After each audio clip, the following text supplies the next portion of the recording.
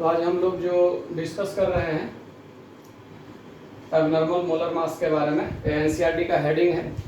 ऐसे अगर हम चेक करें तो ये डिफ़िकल्टी यही आती है स्टूडेंट्स को क्वेश्चंस करते समय जब वो क्लास 12 का सॉल्यूशंस पढ़ते हैं यूनिट 2 एनसीईआरटी के अनुसार पार्ट 1। तो ज़्यादा स्टूडेंट्स यही क्या होगा बोलते हैं कि हमारे पास क्या हो जाता है एबनॉर्मल मोलर मास से रिलेटेड सवाल नहीं हो रहा है, क्योंकि यहाँ थोड़ा सा क्या हो जाएगा, आपको कंसेप्ट अप्लाई करना पड़ेगा, अच्छा से दिमाग चलाना पड़ेगा। तो जब भी आपके पास सॉल्यूट जो है, जो आप किसी भी सॉल्वेंट में पुट कर रहे हैं, तो या तो इलेक्ट्रोलाइट होगा या तो वोलेटाइल होगा, तब आपके पास सवाल जो है एबनॉर्मल मोलर मास वाले कंसेप्ट से क्या हो जाएगा, आपको करना पड़ेगा। क्योंकि अभी तक जो इससे पहले आप पढ़े हैं वहाँ सॉल्यूट का जो नेचर था वो या तो नॉन वोलेटाइल था या तो नॉन इलेक्ट्रोलाइट था, इसलिए वहाँ का जो हम सवाल करते थे उसको under heading normal colligative properties से करते थे। अब कह रहा है कि अगर हमारा सॉल्यूट इलेक्ट्रोलाइट हो या वोलेटाइल हो तो हम सवाल जो है वो एबनॉर्मल मोलर मास वाला कंसेप्ट जो इन्वॉल्व होगा यहाँ उसको समझते हुए क्या हो जाएगा, सवाल करेंगे। तो यहाँ आप क्या बोलेंगे, तो एक छोटा सा अगर आपको कुछ लिखना होगा तो लिख लीजिए कि यहाँ सॉल्यूट का जो नेचर होगा वो इलेक्ट्रोलाइट होगा या तो वोलेटाइल। हालांकि अपने सिलेबस में वोलेटाइल नहीं है, तो सॉल्यूट का जो नेचर है वो क्या होना चाहिए, इलेक्ट्रोलाइट होना चाहिए। कि अगर इलेक्ट्रोलाइट हो, इलेक्ट्रोलाइट, तो इलेक्ट्रोलाइट का मतलब आप जानते हैं कि एक सब्सटेंस है, क्योंकि सॉल्यूट बोल रहे हैं तो एक सब्सटेंस ही हुआ जिसको किसी भी सॉल्वेंट में आप डालें तो या तो टूट जाए या तो जुड़ जाए।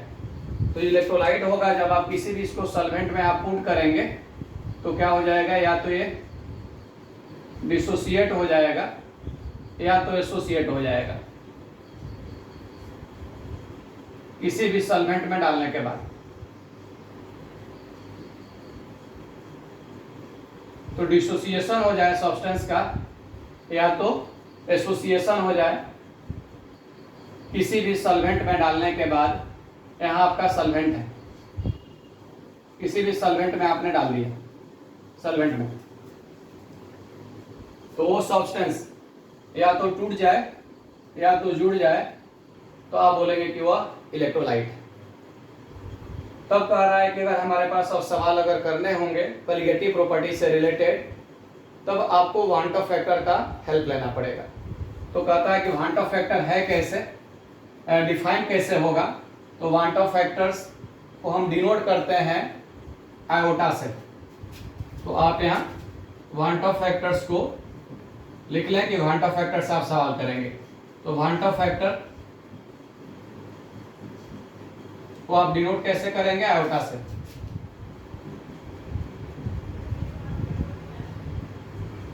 आयोटा से आई लिख देते हैं और इसका डेफिनेशन है PF upon PI is equal to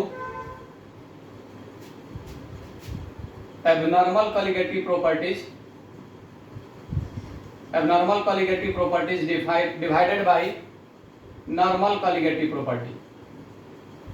और जानते हैं आप लोग कि जो कोई भी कॉलिगेटिव प्रॉपर्टीज होता है वो आपका RLVP ले लीजिए, ऑस्मोटिक प्रेशर ले लीजिए, एलिवेशन इन बॉइलिंग पॉइंट्स ले लीजिए, डिप्रेशन इन फ्रीजिंग पॉइंट्स ले लीजिए, तो वो सारी कॉलिगेटिव प्रॉपर्टी जो होता है वो सॉल्यूट के मोलर मास के इनवर्सली होता है।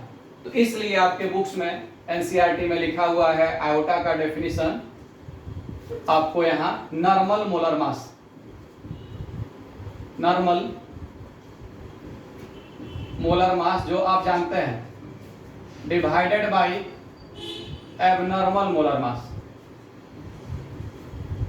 वही हेडिंग है एनसीईआरटी का, एबनॉर्मल मोलर मास। और अगर कॉलिगेटिव प्रॉपर्टीज के टर्म में आप बोलेंगे तो बोलेंगे abnormal colligative property divided by normal colligative property. और यह पीएफ क्या है? पीएफ जो है नंबर ऑफ क्या हो जाएगा पार्टिकल्स है, पी फॉर पार्टिकल्स, जो सॉल्यूट टूटने या जुड़ने के बाद क्या हो जाएगा देगा। और जो पी आई है वो है नंबर ऑफ इनिशियल पार्टिकल्स, इस सॉल्यूट के शुरू में आपने कितने पार्टिकल्स लिए हुए हैं। तो आपके पास है पीएफ और पीआई के बारे में। तो ये हमारा फॉर्मूला हो गया कि वांट ऑफ फैक्टर्स होता क्या है। और जब भी सवाल आपके पास सॉल्यूट का अगर नेचर इलेक्ट्रोलाइट हो, यानी किसी भी सॉल्वेंट में अगर आप पुट कर रहे हैं तो वो टूट जाए या जुड़ जाए, तब आप सवाल करेंगे वांट ऑफ फैक्टर के हेल्प से। जैसे कि एक एग्जांपल हम आपको समझा देते हैं टूटने का, डिसोसिएशन। तो आप लिख लीजिए केस 1, डिसोसिएशन का केस, केस ऑफ डिसोसिएशन। तो केस ऑफ जो डिसोसिएशन है वो आपके पास डिग्री ऑफ डिसोसिएशन के टर्म में मेजर होगा। तो यहां अल्फा आप लिख लीजिए कि हम डिनोट करेंगे डिग्री ऑफ डिसोसिएशन को, डिग्री ऑफ डिसोसिएशन।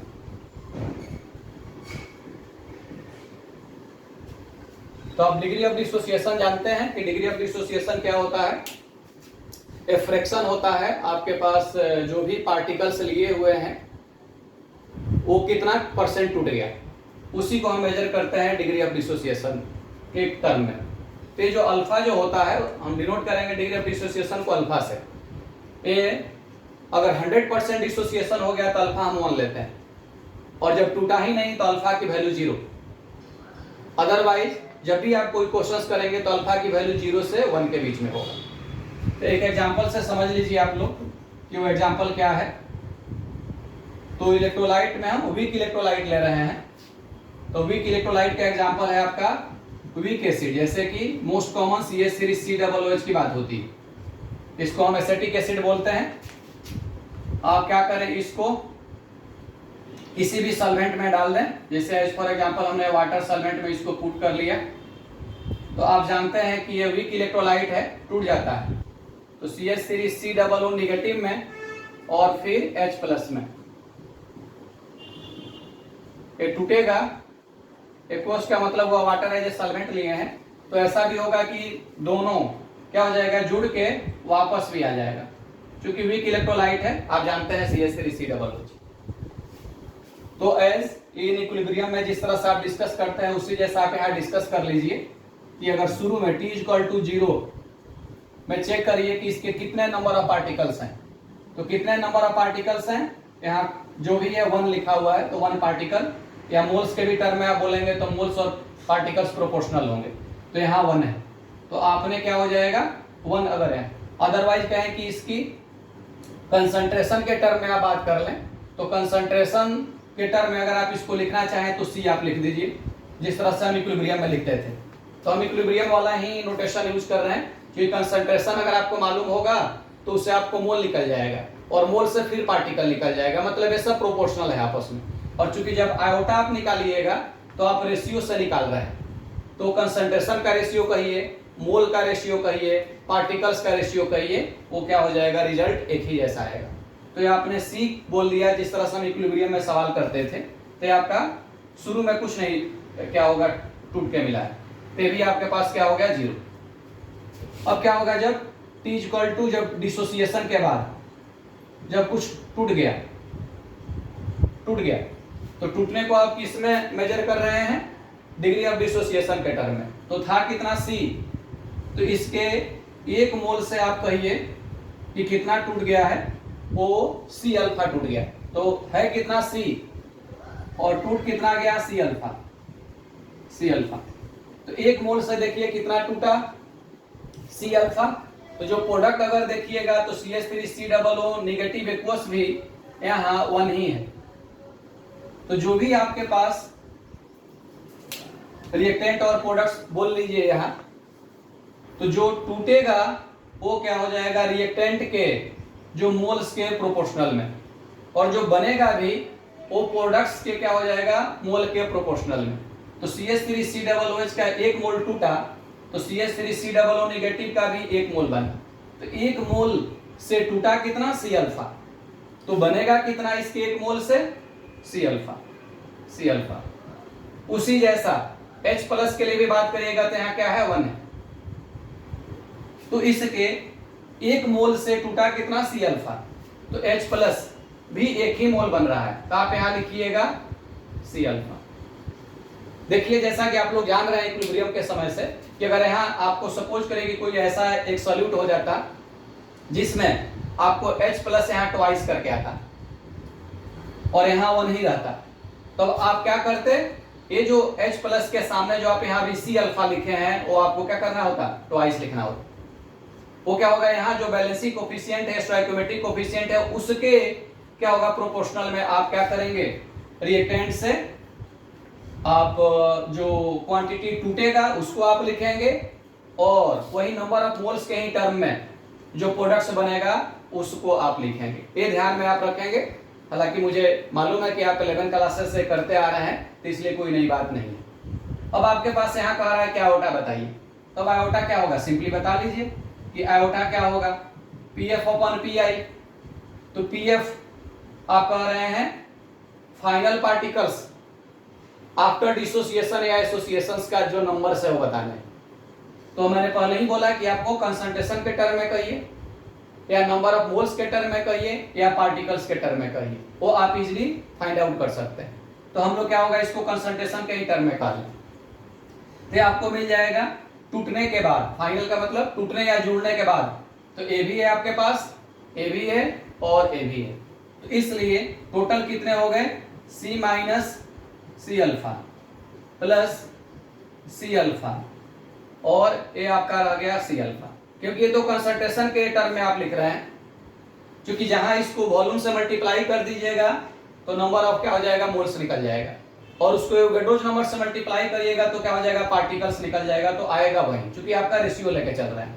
तो डिवाइडेड बाई आपको क्या होगा, इनिशियल। तो T इक्वल टू 0 पे, तो T इक्वल टू 0 पे C, ये कुछ है नहीं 0 और ये भी 0। तो जब ऐड कर लिए तो आपके पास क्या हो गया, C। क्यों हमने A लिखा, क्योंकि आप लोग ये पढ़ चुके हैं कि जो कंसंट्रेशन होता है वो number of moles divided by volume of solution ही लिखा। तो यहां से अगर N निकालना होगा तो आप करेंगे C इंटू V, और जब पार्टिकल्स निकालना पड़ेगा तो क्या होगा, एवोगाड्रोस नंबर से मल्टीप्लाई हो जाएगा। तो देखें जब रेशियो आप करिएगा तो उस केस में आपको V और Na तो रहेगा ही रहेगा, तो न्यूमरेटर में भी that whole multiplied by V into Na, और डेनोमिनेटर में भी ये पूरा quantity C multiplied by V into Na। तो न्यूमरेटर में भी V इंटू Na कॉमन और डेनोमिनेटर में V इंटू Na कॉमन, तो वो कट जाएगा। इसलिए आप कंसंट्रेशन के भी टर्म में अगर आप रेशियो ले लीजिएगा तो आयोटा का, क्वांट ऑफ फैक्टर का रिजल्ट सेम आएगा, कोई गलती नहीं होगी। तो इस केस में जब इसको आप सॉल्व करिएगा तो आप चेक करिए कि आपको कितना निकल के आ रहा है। तो C अल्फा से C अल्फा यहाँ कट गया, और ये अगर आप देखेंगे तो न्यूमरेटर में C कॉमन ले लीजिए तो ये मिल गया आपको 1 प्लस अल्फा। तो कैलकुलेशन करने का तरीका है कि क्वांट ऑफ फैक्टर कैसे निकालें। नाउ अब जो भी सवाल अगर आपको करना होगा तो आप यहाँ से सवाल कर सकते हैं कि इस केस में कि आयोटा जो आपके पास मिला वो abnormal colligative properties divided by normal colligative properties, और उस आयोटा को आप क्या लिख दीजिएगा, 1 प्लस अल्फा लिख दीजिएगा CH3COOH के केस में। तो यहां से आपको क्या मिल जाएगा, फॉर CH3COOH क्या मिला आपको, आयोटा जो मिल गया वो मिला आपको 1 plus alpha is equal to कोई भी कॉलिगेटिव प्रॉपर्टीज ले लीजिए, जैसे कि हम क्या हो जाएगा, ऑस्मोटिक प्रेशर ही ले लेते हैं। तो जब ऑस्मोटिक प्रेशर आप ले लीजिएगा तो ये कहलाएगा ऑब्जर्व्ड या experimental osmotic pressure. OP divided by जो आप नॉर्मल जान रहे हैं। तो नॉर्मल ऑस्मोटिक प्रेशर निकालने का फॉर्मूला आपको याद होगा। आप क्या लिखते हैं, CRT। तो इस केस में कह रहा है कि जब इलेक्ट्रोलाइट CH3COOH है तो कह रहा है कि आप ऑस्मोटिक प्रेशर कैसे निकालिएगा, वो आपको निकालने का फॉर्मूला हो जाएगा। देखिए यहां क्या मिल के आएगा आपको, pi observe is equal to 1 plus alpha CRT।